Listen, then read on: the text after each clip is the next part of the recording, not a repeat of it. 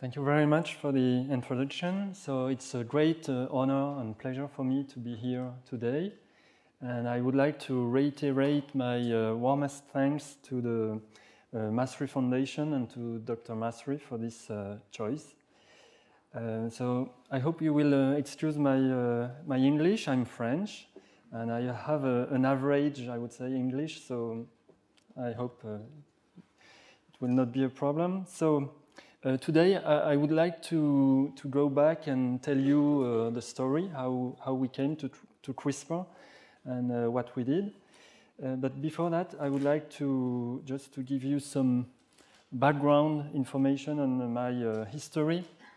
So as it was said, I obtained my PhD in 2000. I was born in Alsace, close to Germany, and I did my PhD in Strasbourg, working on a lactic acid bacterium named Lactobacillus plantarum, which has a local interest there because it's used for the fermentation of cabbage into sauerkraut.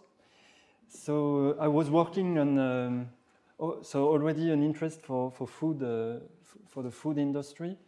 But I did some very fundamental studies on pyrimidine genes and doing a lot of PCR, sequencing, cloning, gene disruption, etc. And so I graduated on September 11th. And so then I was very quickly hired by Rhodia Food because I think I had the right profile then to really start a molecular biology activity within the company. And so Rhodia Food is the food part of Rhodia, who's derived from Ron Poulenc, when Ron Poulenc decided to split the chemical activities from the pharmaceutical activities. Then I did not change companies, but the companies changed. So Rhodia had some troubles in the 2000s and sold the food activity to Danisco. Danisco was a small but very good Danish company in food ingredients. And so we had a great time with Danisco, and more recently we were bought. Danisco was bought by DuPont. So now we have the pleasure to be within a huge US company, but that was built by a French guy in 1802 in Wilmington. So DuPont calls itself a science company, and this is really true. And DuPont is trying to solve many challenges that we are facing currently, notably in the domain of the food, the energy, and the protection of individuals. So you may know different products that are sold by DuPont, like Kevlar, Nomex, and Nylon, and others. And during 2 centuries, DuPont has a lot evolved from explosives in the 19th century to the chemical industry, and now to biotech. And you might know that Pioneer, the seeds, are part of DuPont. So a very growing interest in ag and nutrition, and within this business there is nutrition and health. So in this business we are selling ingredients that are produced from raw materials. And among those products, we are notably interested by starter cultures, and I will tell you a little bit about that.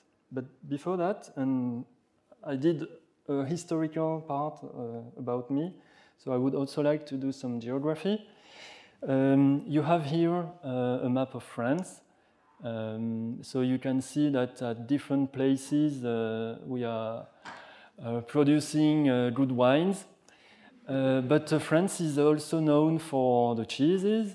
So actually at many places we are producing very good cheeses, sometimes smelly, but they are good. And I am working in a very small village called Dangers-Saint-Romain, which is located right here in between Paris and Bordeaux. And in Dangers-Saint-Romain, there are two Dupont sites. One here on the top is the plant. It's a plant that produces mostly yeasts and molds for the coverage of cheeses.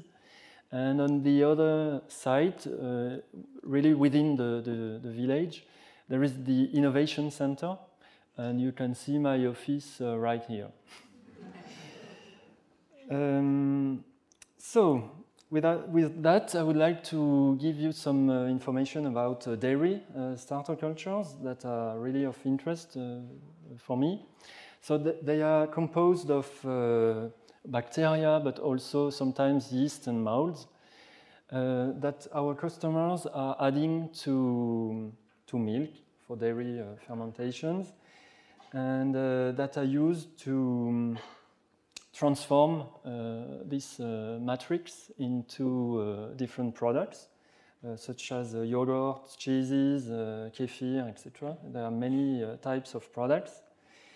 And most of the bacteria that are present in those starter cultures are lactic acid bacteria that are able to use the lactose from the milk. And this conversion of lactose into lactic acid provides the energy that is needed for the cells to grow and multiply. The main species and genera we are producing are those ones. So Streptococcus thermophilus, Lactococcus lactis, and many Lactobacillus species. So there are many more than those that I indicate in here. And so this one, the first one, is a thermophilic species, while Lactococcus is rather mesophilic. And Lactobacilli sometimes split, you can find thermophilic and mesophilic species. So the main goal of this fermentation is to produce lactic acid that will lead to a drop of the pH, which has the interest of protecting the food matrix from contamination by other spoilage microorganisms. And more and more, those starter cultures are used also to improve the flavor. And also it's used to get rid of the lactose that is present in the milk. Initially, and without knowing those bacteria, some time ago, this fermentation was done spontaneously. It was a natural contamination of the milk. And this evolved during the last century. And people started to select appropriate strains in order to improve the production process and to have a more robust and reliable production of yogurt and cheeses. And on the bottom here, you have a picture of small packets that we are selling with lyophilized starter cultures. So, the very reason why we have this starter cultures business is that our customers are facing some issues with phages. Phages are viruses that are able to infect bacteria. You have an illustration here. This is a Lactococcus lactis cell with one phage attached on its surface. And phages are present in the milk. and in some raw materials that are used to produce dairy products, notably milk powder. And I would say that with the current trades and everything that is selling from continent to another continent, we are actually spreading phages over the world. And one point is that those dairy fermentations are done in a non-sterile condition, which allows the proliferation of phages. And when such a thing happens, when there is a phage able to infect the bacteria that have been added, because of their number of bacteria, there is an exploding proliferation of phages that can finally kill all the cells. And in this case, instead of having a drop of the pH, the pH does not drop, and there is no coagulation of the milk, so that leads to quite important losses. Not for us producing the starters, but for the customers. And this is not always recognized, because it's like the companies are not proud of having these issues, but I can tell you that it's the major cause of failures in food fermentations. So on our side, the selection of bacteria that are resistant to those phages is very important, and it's, I would say, a constant activity. Like with the flu, we also need to get the shot each year to be vaccinated. So for the selection of Streptococcus thermophilus strains, which is the only safe species within this genus, so it's a species that has a very short generation time, so it's growing very quickly, and it's producing a high amount of lactic acid that leads to coagulation of the milk proteins. And also it's a species that is able to do proteolysis, which helps to produce the final product.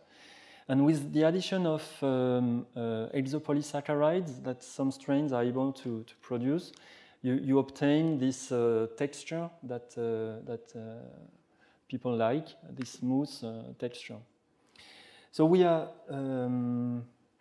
selecting always new Strep thermophilus strains.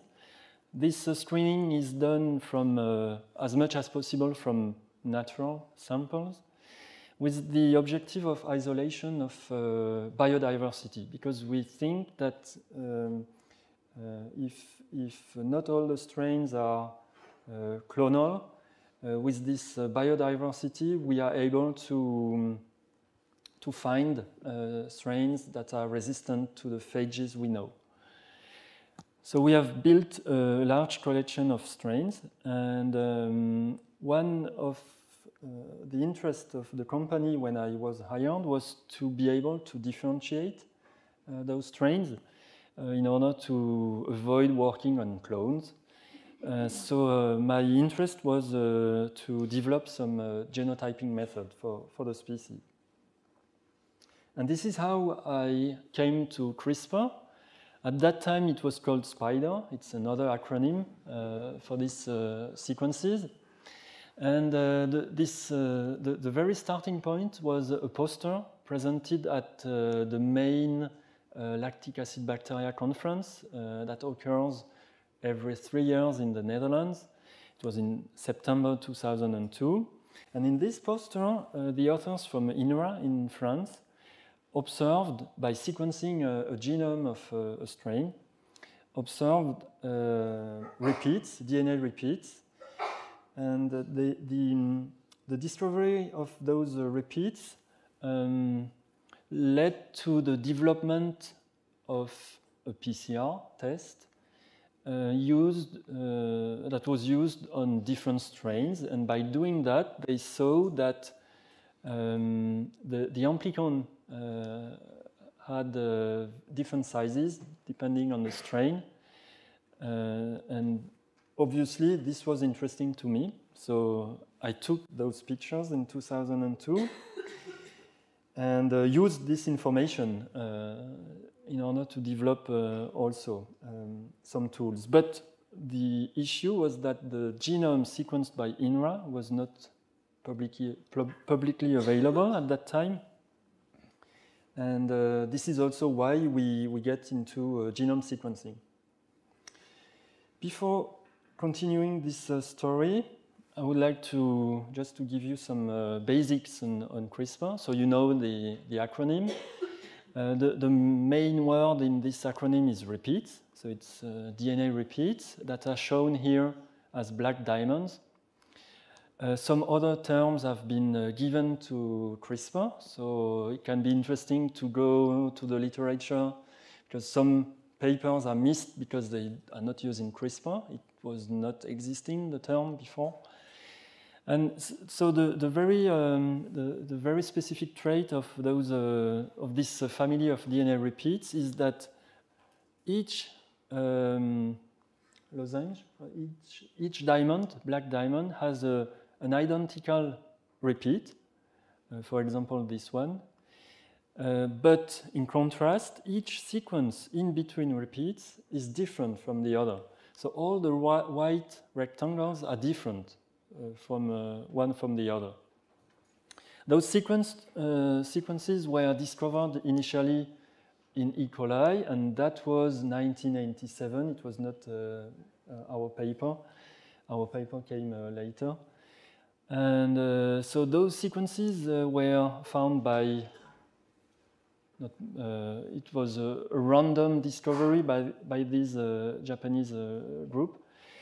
And later, in 2002, they were found in most of the genomes, actually half of the bacterial genome and most of the archaeal genomes.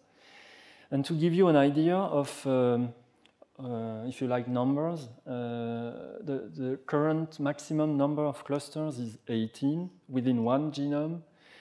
The maximum number of repeats at one locus is close to 600, so it's more than 15 kb of repeated DNA. And in this species, there are up to 800 repeats in the genome, but at multiple sites. So this is for the CRISPR part, but there is another part associated to the repeats, the Cas genes. So Cas stands for CRISPR-associated. It's a very diverse set of genes with very little in common, except for Cas1, Cas2. And most of these genes or protein encoded have some domains that for which we could imagine an activity. And the final, the other important element of this system is the leader, which is also a very vague definition of an AT-rich sequence located upstream of the CRISPR array. And very often when CRISPR arrays are present at multiple sites in the chromosome, they have a common, conserved leader sequence. Just to give you an idea of the diversity of Cas genes and Cas proteins, the different operons have been classified into types, 3 main types, type 1, type 2, type 3. And within each type, there are different subtypes that are defined by some signature genes in green and red. So that's it. And with that, I will come back to Strep thermophilus. So I was telling you that we didn't have access to the INRA genome.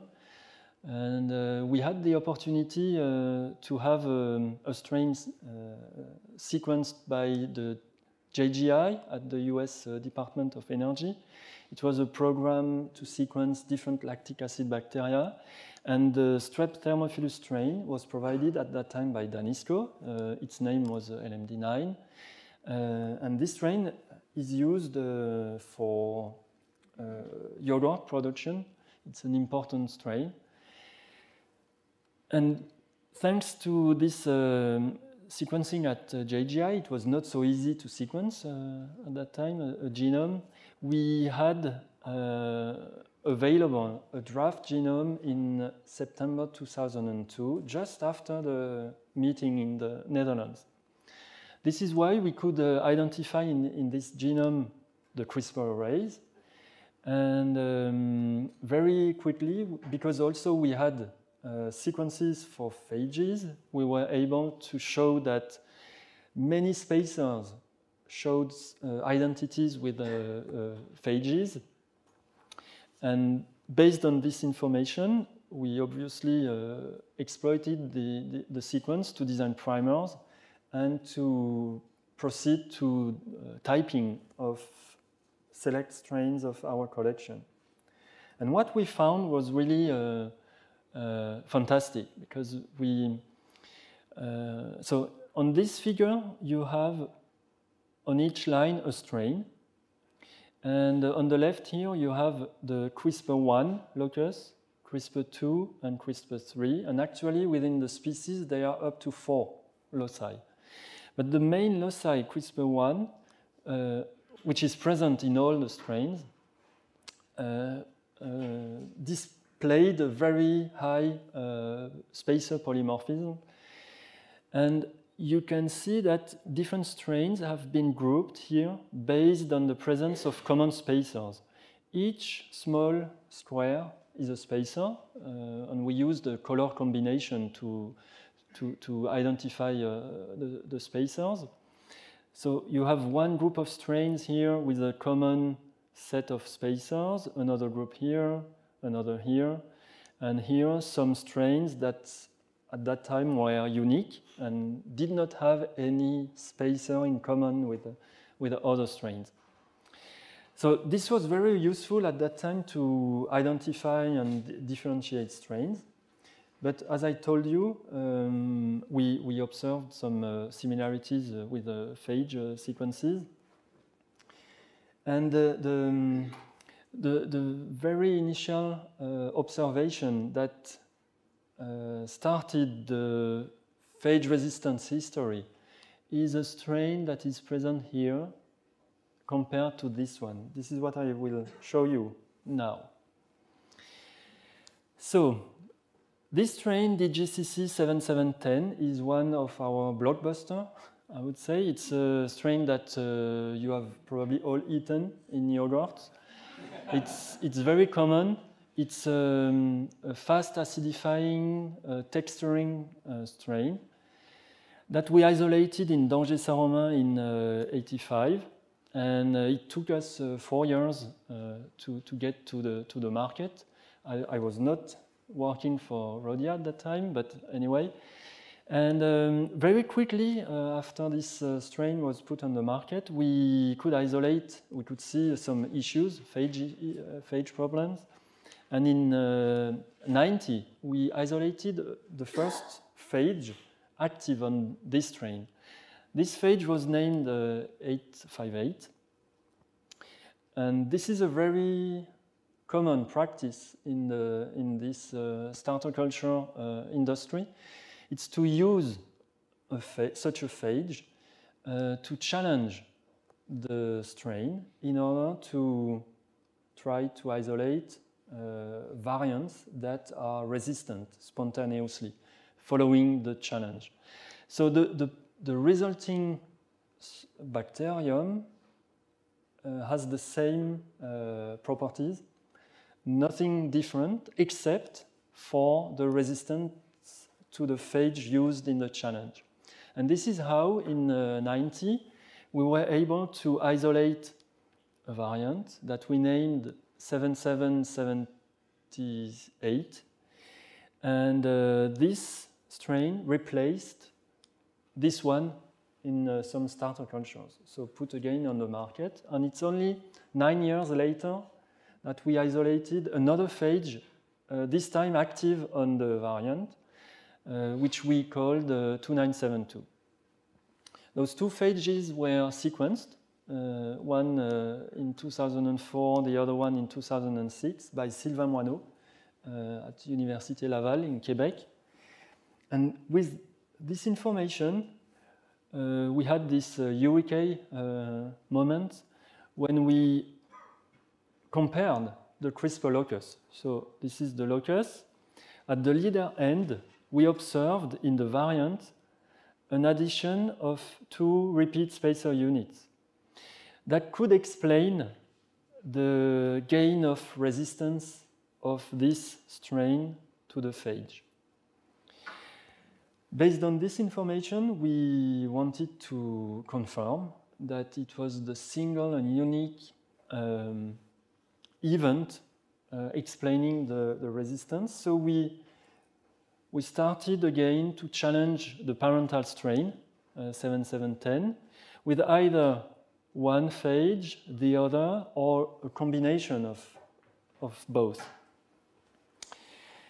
And this was a great time because nearly every colony that survived the challenge had an additional or several additional repeat spacer units. And in each case, we could show that the acquired spacer derived from the phage sequence, the phage used for the challenge. So using 2972, for example, we gained resistance to this phage. But in some cases, the acquisition of a spacer provided resistance to both phages, which could be explained very easily based on the sequence, because the two phages are very similar at the sequence level. And when a spacer was present in both phage genomes, we had this gain of resistance, even though this phage was not used here.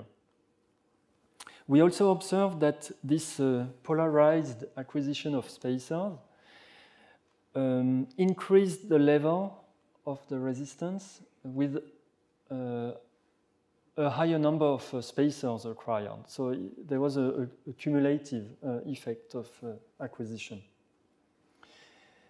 With all this information, we first obviously filed some patents, and then we had to wait until we were able to publish. And this came out in Science in 2007. So we had, I have to admit, some difficult time to convince at least one of the reviewers, because it was so new. And for one reviewer, it was impossible that we could find that in Strep thermophilus and that it was not discovered before that in E. coli, for example.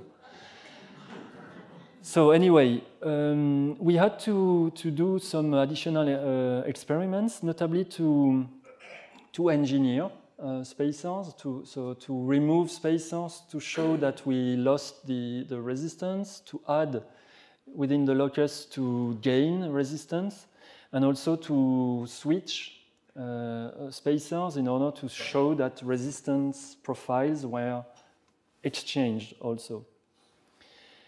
We also performed some disruption of Cas, CRISPR-associated genes, and notably Cas9 that was disrupted.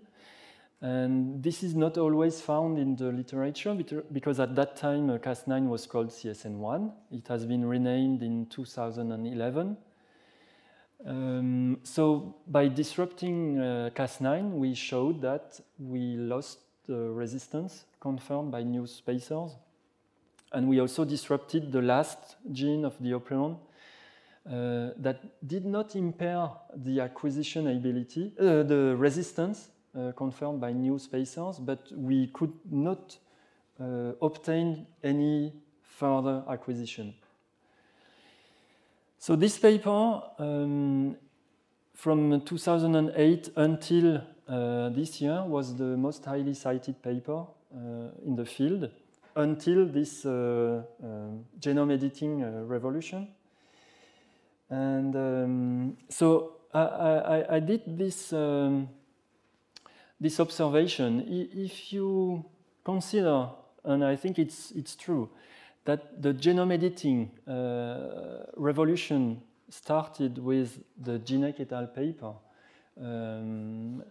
where Cas9 and the guide RNA were defined for precise DNA cleavage. I think that there are some papers, some studies that are really important, making like a root cause analysis of why we could do this, development of genome editing tools. So I think that, one important paper, obviously, is the work done by Emmanuel Charpentier, the discovery of the tracer RNA. I think also that this study performed by Virgis Siksnis in Lithuania, showing that a complete CRISPR-Cas system could be transferred from Strep thermophilus to E. coli, and that the system provided resistance. I think that this is also an important milestone in the development, showing that all the components were present on the piece of DNA that was transferred. Before that, I think that, the other way, the description of the cleavage of the target DNA, precise DNA cleavage within the targeted sequence, provided by Sylvain Moineau's team in Quebec, was actually very important for this development. The discovery of the RNA nature of the guides that are acting in the resistance against phages. And finally, I think that a critical component also is the discovery of the PAM, which I believe is not really, which has not been found by Bolotin et al. In 2005. They could observe something, but it was not the PAM discovery. That was done again by Sylvain Moineau's team in 2008, using Strep thermophilus. So I think with all those papers, we have the necessary information to develop the genome editing tools. So I would like to now to conclude. I hope that I have convinced you that Strep thermophilus is was actually a good bacteria to work with. It's a very interesting species. It's food grade. You can eat it. It's very. It divides very quickly. It has a small genome, no plasmid, etc. It's very interesting. And it's one of the rare species to contain up to 4 systems. Actually, there is type 1, type 2, and type 3, which is not common in bacteria, the common presence of all 3 types. And the two systems that are active in acquisition of new spacers are the 2 type 2A systems. So these are the 2 that are active in the protection of the cells against phages. So this is also in agreement with the introduction by Dr. Hershman. CRISPR-Cas is really an additional hurdle against phage infection. Different systems are used, exploited to reach the resistance for our starter cultures. One way of resisting to the infection is to mutate the receptor. So this is a very basic, but it's a one-shot resistance. There are some mechanisms that are active to avoid injection of the phage DNA within the cell once the phage has adsorbed. And after injection of the phage DNA, there are obviously the restriction modification systems that are acting to destroy the phage DNA. And if all those systems have failed to provide resistance to protect the cell, there are some other systems called abortive infection systems that can be seen as a kind of apoptosis, where the infected cells decide to die rather to infect and propagate the infection. And in this scheme, I think that CRISPR-Cas is another system that is acting here to inactivate the phage DNA, at least for the cells that have CRISPR-Cas systems. Because the added sequences can be seen as a genetic tag that is unique, because the combination of the sequences are unique. There is a very small, if not zero, probability that the same spacers are being acquired in another strain. So it's also a way to do natural genetic tagging of strains of interest. So I would like to thank a lot of people who have been involved in this work, and notably people at DuPont in France and in Madison, Christophe Rémaux, Denis Romero, Patrick Brayaval, and many others. I would also like to mention my very good collaboration with Rodolphe. He was a DuPont employee but decided to leave a few years ago. And now he's working at NCSU. We are still collaborating with him, and we had a really great time working together. And also we had very good collaborators, notably Sylvain Moineau in University Laval, Virgis Sixnis in Lithuania and his team, Jill Banfield here in California. And I would also like to thank warmly Pascal Cossard, Institut Pasteur in Paris, who was my nominator for the Mass3 award. And finally, some other people that I would like to thank: Egon Beck-Hansen, who was R&D director in Danisco, Rotem Sorek, Eric Lander, Craig Mello, and Jules Hoffman for their support. Thank you very much for your attention.